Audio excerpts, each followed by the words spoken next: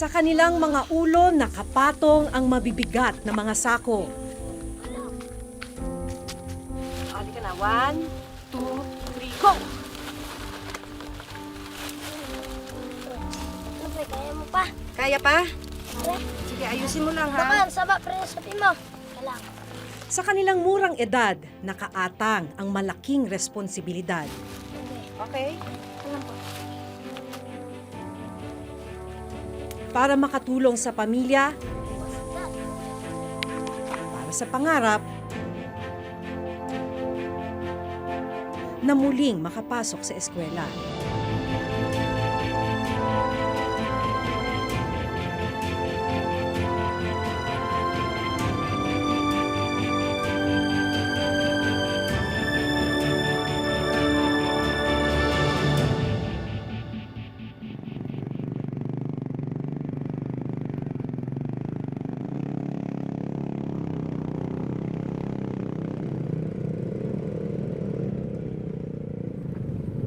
Yung paghabal-habal natin ngayong umaga para makatipid na rin sa oras kasi kung lalakarin natin mula dun sa highway hanggang sa community, lalo na katulad namin na baguhan lang sa pag-trek dito, aabutin daw to ng 3 oras. Pero kung sanay ka na, makukuha ng 2 oras.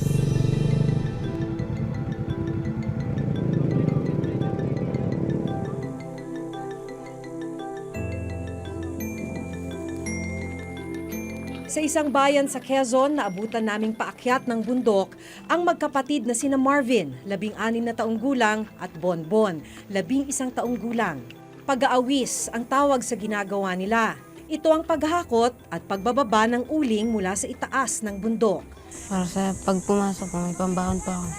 May pambili pong gamit. Gaano kahirap yun para sa inyo na ang bigat-bigat pa ng dala niyo? Mahirap po.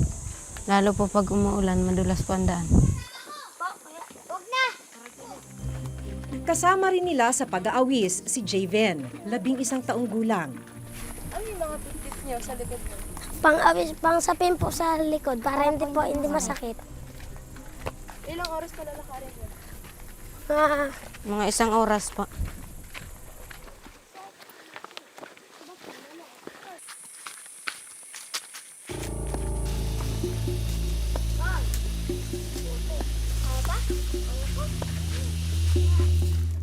Habang naglalakad paakyat ng bundok, biglang napigtas ang suot na tsinelas ni Javen. Madalas ka ba maputulan ng sinelas? Opo. Ba't mo tinatanggal? Mas madali ba? Opo, gawa pong paglalakad po madudulas po. Boy kami sa isang gubat, liblib na daan at maputik ba? Matapos ang halos 2 oras na pag-akyat, narating na rin ng grupo ang ulingan.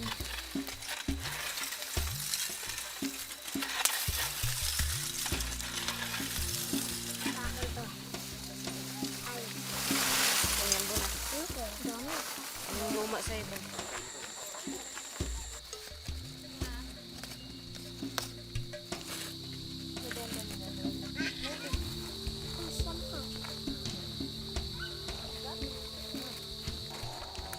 Maya-maya pa, naghanda ng mag-awis ang mga bata.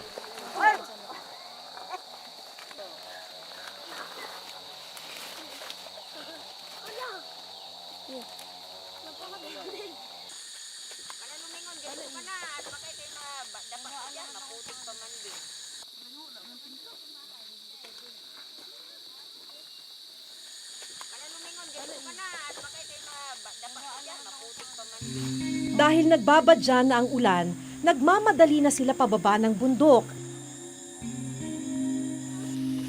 At halos hindi ko na sila maabutan.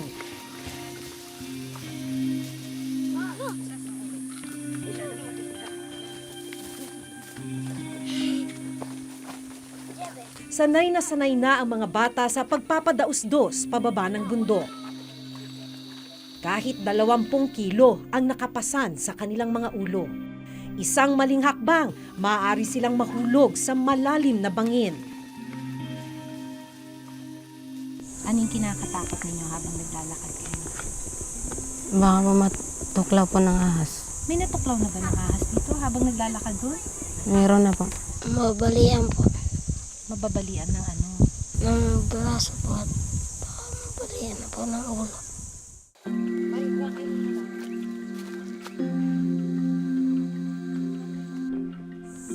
Nararamdaman mo na sa katawan mo? Opo, tuwing pagkagising po, sumasakit po. Minsan gusto mo na bang umayaw? Opo, pero po hindi pwede. Kailan mo naiisip yung ayaw mo na?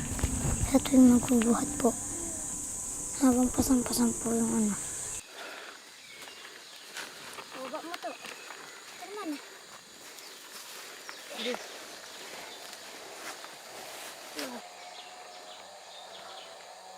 Pagod din. Dahil sa pagod, tumitigil ang mga bata para saglit na makapagpahinga.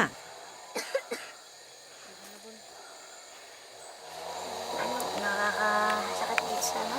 Bigat din. Susunod na po.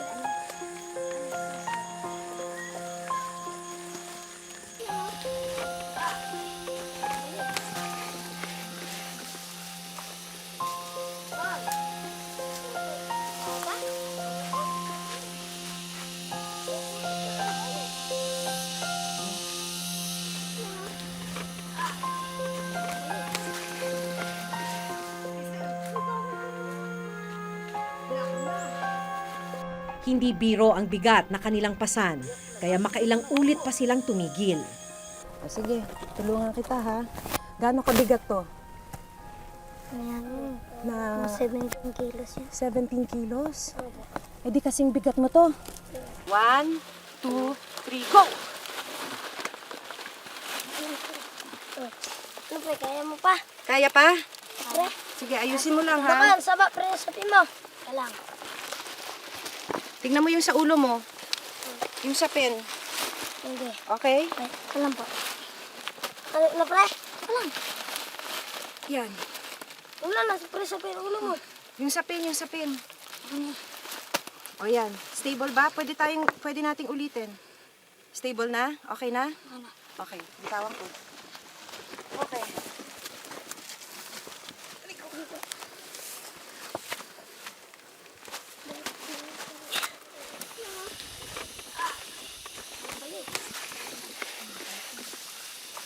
Yung isang sakong to, 17 kilos daw, tansya. Ako walang buhat, hinihinga na ako at pinapawisan. Kaya mahirap talaga itong ginagawa ng mga bata eh. E di ang hirap maglakad Opo. nang walang tsinelas, Opo, natutusok po ng mga kahoy-kahoy po. kahoy at saka yung mga matatalas na bato. Opo. Ilang beses sa isang linggo ninyo to nilalakad? Depende po sa pag may papaawisin po. Sa pinapaawis nila. Opo. So, Balikan po. Sa isang araw, mga 3 balik. sa isang araw 3 balik? Opo, depende po. Sa isang linggo, nakakailan kayo? Mga 3 beses sa isang linggo? O halos araw-araw kayong nag-aawis? Minsan po, wala na po. Nauubos po. Naubusan po kami. Gawa po marami po rin po nag-aawis na ibang bata po. Ah, marami pang ibang bata, so parang kompetensya siya. Opo. So, ibig sabihin, kahit na sobrang bigat nitong dala-dala ninyo, masaya pa kayo kung may aabutan kayo ron. Opo, gawa po ang pambili po ng pagkain. Wala nang sapin yung ulo ko. Sakit na ng ulo ko. Masakit na ulo mo? Lika. Ayun na po.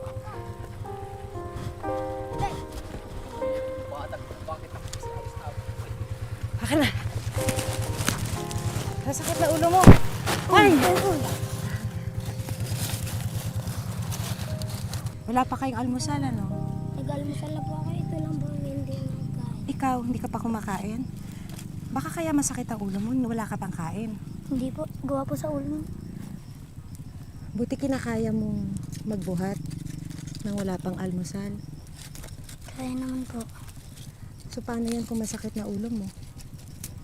Tutuloy pa ba natin? Tuloy ko po. tatapusin mo itong pag-aawis? Opo. Lagi bang nangyayari ito? Kahit masakit na ang katawan, kahit masakit na ulo, diretso pa rin. Opo. Hindi ba kayo natatakot na baka maapektuhan itong leeg ninyo? Natatakot po. Ikaw, anong kinakatakutan mo?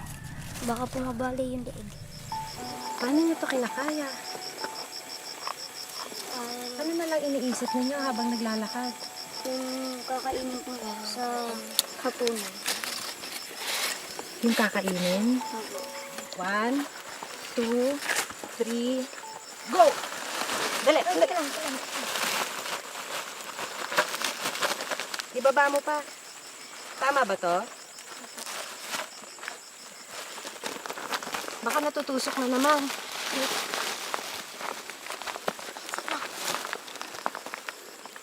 Tama ba to? Taas po, taas. Taas. Taas. O yan. Okay na? Paano kung umuulan? Paano kung umulan tapos basa tong kalsada? Wala, dudulas po. Tsaka po pag nawala na ito pang ulo po, hindi na po tatanggapin. Pagkaalin? Wala po yung ibabaw po. Ah, gano'n? Opo. So, kailangan punong-puno siya? Opo.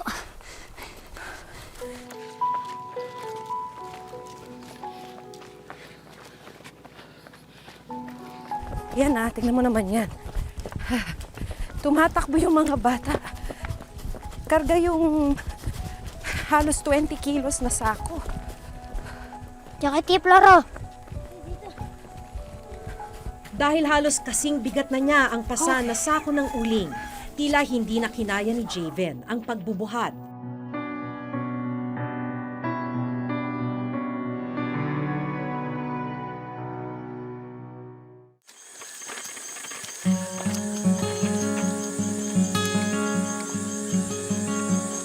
Sa barangay na ito sa probinsya ng Quezon, pag-uuling ang pangunahing kabuhayan ng maraming residente. Ang problema sa sobrang hirap ng buhay, may mga kabataan na tumutulong sa pamamagitan ng pag-aawis o yung paghahakot ng uling.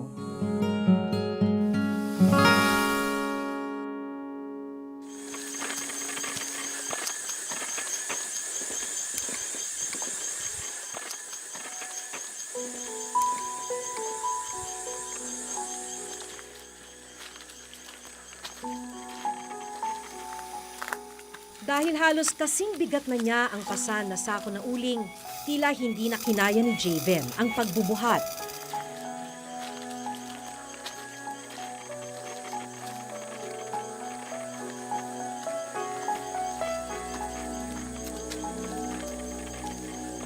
Pero kailangan pa rin nilang magpatuloy sa pagbaba ng bundok.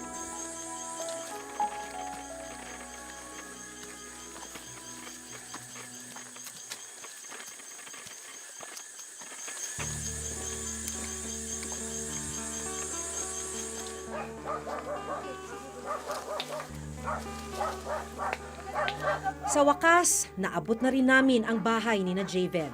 Dito nila ibabagsak ang mga sako ng uling para dalhin ng habal-habal pababa sa bayan. Dito ko naabutan ang nanay ni Javen na si Aling Vilma. Pero pag siya po nandun, tapos nagbubuhat, nag-aalala ka rin. Siyempre po kasi baka mamaya hindi natin masabi madulas o mabarog ang ulo. Pag pinagbabawalan mo na hindi maganda, nagmamaktol. Pag nakikita niyo po siyang dumarating ng bahay, anong pakiramdam? Parang ako rin ang nahihirapan kasi pagod na pagod. Porsigido talaga siya. Kanina pa siyang umaga na andoon.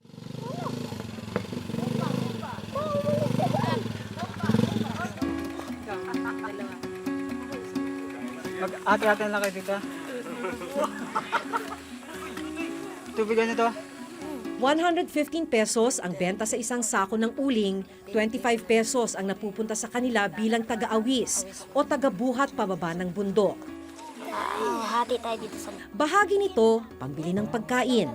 Pero ang ilang barya, iniipon nila para may panggastos sa darating na pasukan.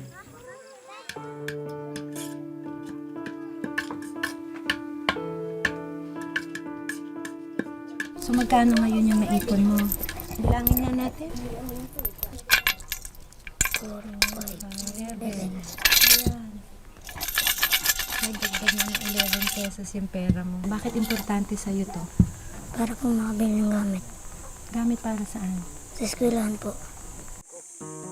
Tumigil ka na sa pag-aaral. Bakit ka tumigil? Nagkasakit po ako. Tsaka po walang pumasahe po. Dahil walang pamasahe, tumigil ka muna. Bakit importante sa'yo mag-aral? Para po magkatrabaho. Honor student ka daw nun? First po. First honor? Opo. Anong subject ka pinakamagaling? Mathematics po. Sa math. Pangarap mo? Architect. Tapos, anong gamit yung kailangan mo para makabalik ka na sa eskwela? Notebook po. Ang magkapatid na sina Marvin at Bonbon hindi rin nawawalan ng pag-asa na maaabot ang kanilang mga pangarap. Kanina tinanong ko si Joven kung anong pangarap niya. Ikaw? Mandalo pa. Ikaw, Marvin? Naging doktor po. Talaga? Pagka iniisip ninyo, maaabot niyo ba yung pangarap niyo? Opo. Wala pang nakakapagtapos ng pag-aaral sa kanilang mga pamilya, kaya ganun na lang ang pagsusumikap ni na Javen, Marvin at Bonbon. Kasi po pag nakapagtapos po, makakapagtrabaho na po ako ng maayos at makakabili na po ako ng mga pagkain po.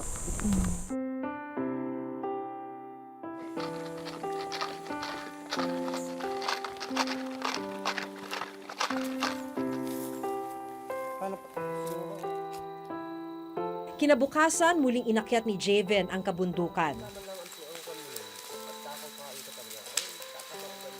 Para tulungan ang kanyang ama na si Mang Benjamin sa paghango ng uling.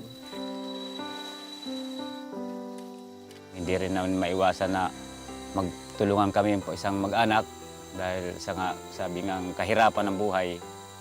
Kaya kung kahit na sabi ngang bawal sa bata, napipilitan na lang para lang kami makakain. Sa kanyang murang edad, kapakanan na ng mga mahal niya sa buhay ang iniintindi ni Javen. Handa raw niyang tiisin ang bawat sakit ng katawan, makakain lang ang pamilya. Naiiyak ka ba minsan? Opo, naiingit po. Kanino ka naiinggit? Sa mga bata po, nakakapasok. Ano iniisip mo pag nakikita mo sila pumapasok? Sana nandun din po ako kasama nila.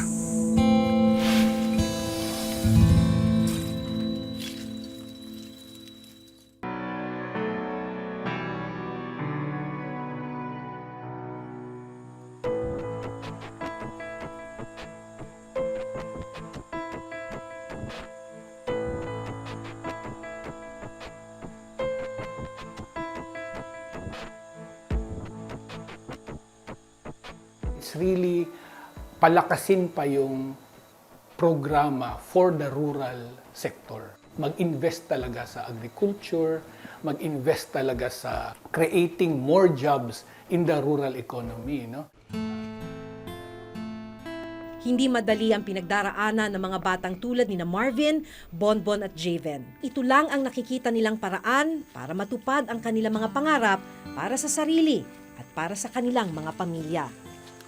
Sa susunod na linggo, mag-e-enroll na ang mga bata. Ilang buwan nang nag-iipon ng pambili ng notebook at iba pang gamit sa eskwela ang mga bata. Pero hindi pa rin ito sapat.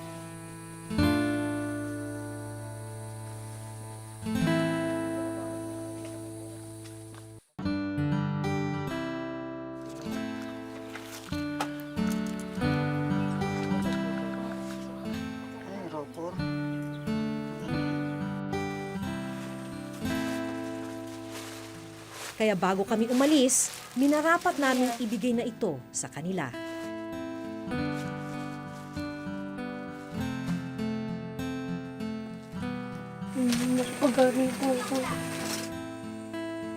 Bukas, siguradong hindi pa rin sila titigil sa pagdadala ng pasan, sa pagtahak ng daan patungo sa inaasam na magandang buhay.